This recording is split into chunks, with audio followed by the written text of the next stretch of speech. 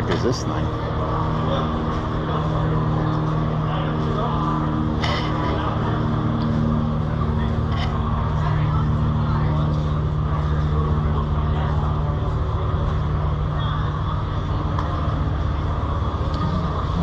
So I'm thinking this is a smart cultivator.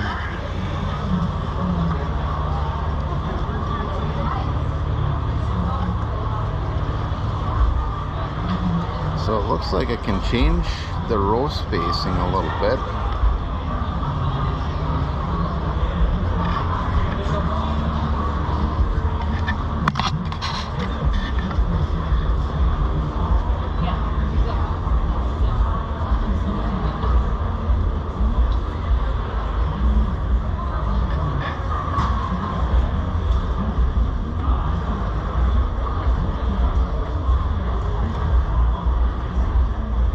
So it's a smart cultivator.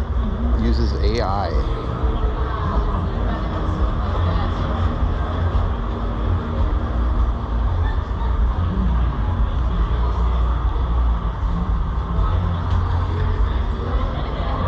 Okay, so these must be cameras right here. And they must be able to...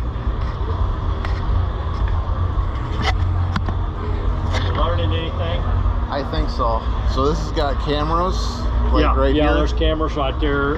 So basically, this is its own self-contained unit. As you can see, it's got its own batteries.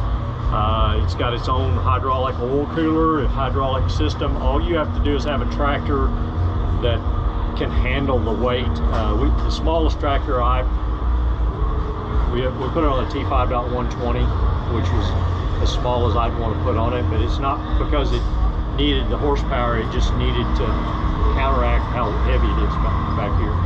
But you just hook the PTO up, turn it on to rated PTO speed, this thing just comes to life, the computer lights up, it's got its own alternator, all that kind of stuff. It's got its own satellite antenna.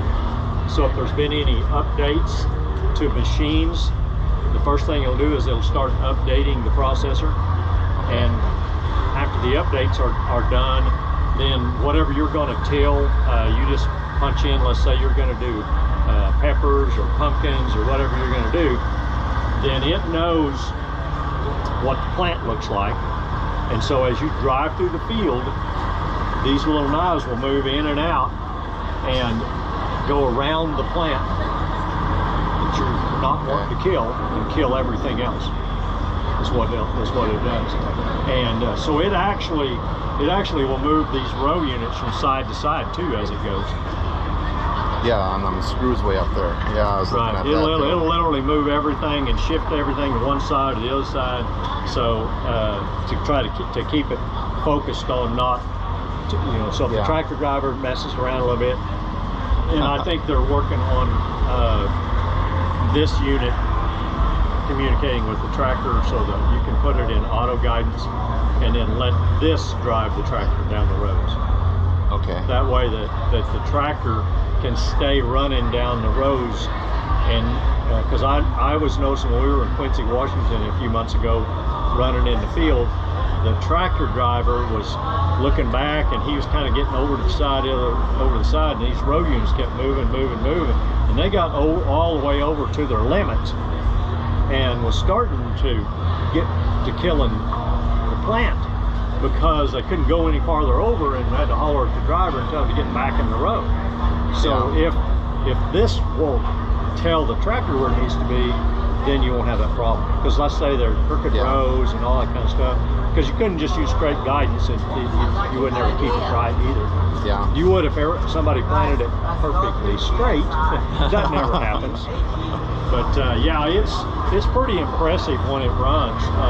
I'm surprised they didn't put a video of it running in the field, but I actually have one right here that come on, why is that not wanting to play?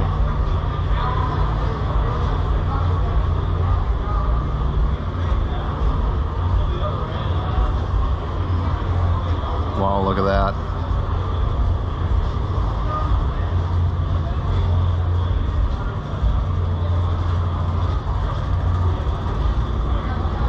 So these were pepper plants. That's what these Okay. was. So to get a kind of a perspective, let's see. I get lots of my stuff. Here we go.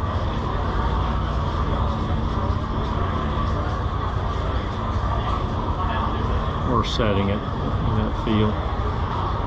He just has the hood up so he can watch their openers.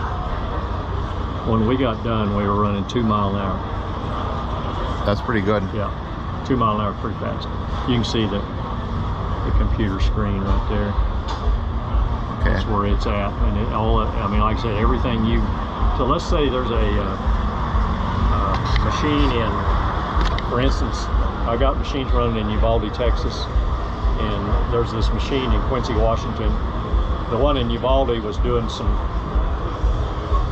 plants, some vegetable or whatever, and it's taking that information and it sends it back to Salinas, California.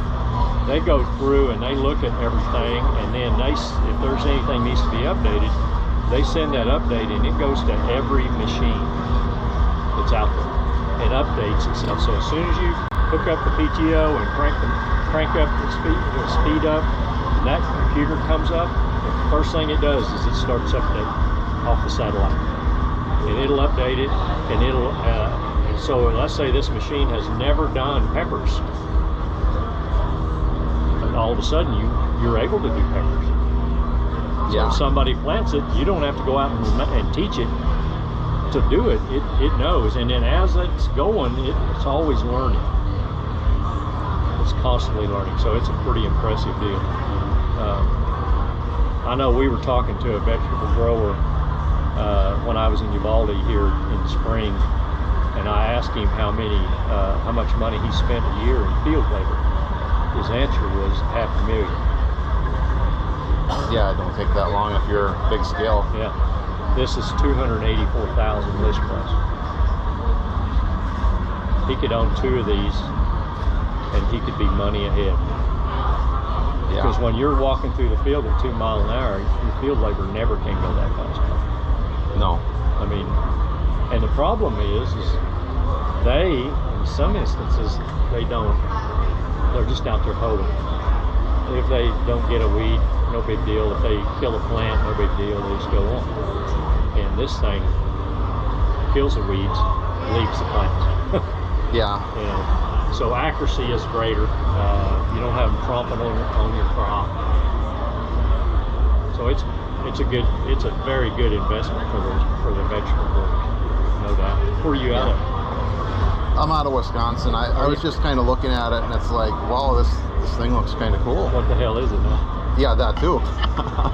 Yeah, CNH invested in it a few years ago, and I think a lot of the reason why we invested in it was the technology. Yeah. Because I'm guessing we could utilize this technology on a whole lot of other things that we have, our sprayer and all that kind of stuff. You know. Yeah. We already on our big front boom sprayer, we already are able to run with a camera up there looking down at the crop for row guidance, and then the radar units in conjunction down on the legs.